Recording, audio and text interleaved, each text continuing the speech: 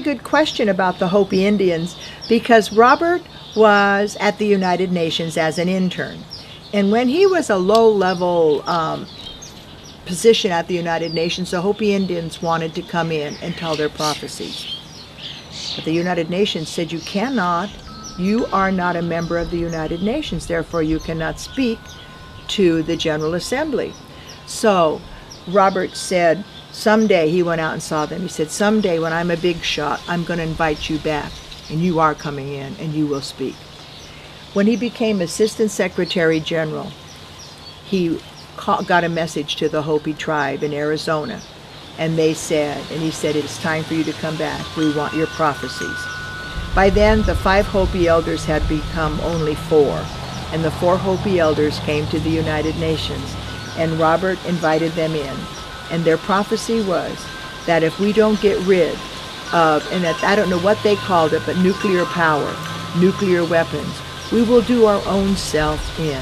And that we have to be very careful with anything that is as powerful as they think they called it the big bomb or something. And Robert said, oh my gosh, I will help you get the word out.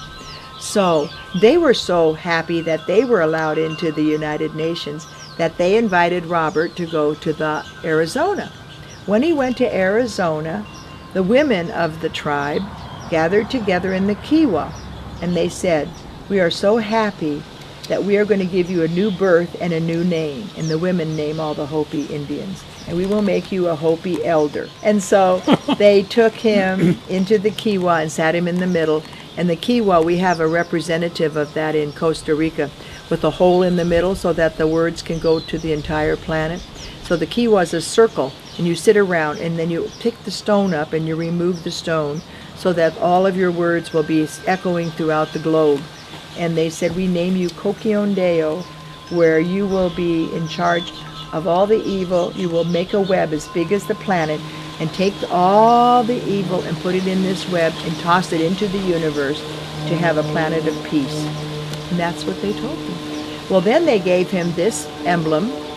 They gave him an eagle feather, which was very special because the eagle feather was as close as you can get to the Almighty Sun, which was one of their great ancestral gods. And the other part that was so wonderful is in the morning they woke him up and said, do you want to come with us to sing to the corn? And Robert said, absolutely. So he took his harmonica and he went out, and every morning the villagers walk up and down the rows of corn with their drums and their Hopi chants. And what you're really doing is giving the soul, your soul, a chance to mix with nature. If you look around our property here, we do the same thing here. And look how everything is thriving. People say, oh, this feels like Costa Rica. And we say, yes, because we honor nature. And you can feel it. Nothing is, extraordinary, but everything grows extraordinarily.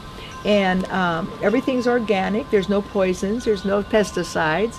Just a lot of good mulch, and all of our garbage is here, and you see a lot of it growing.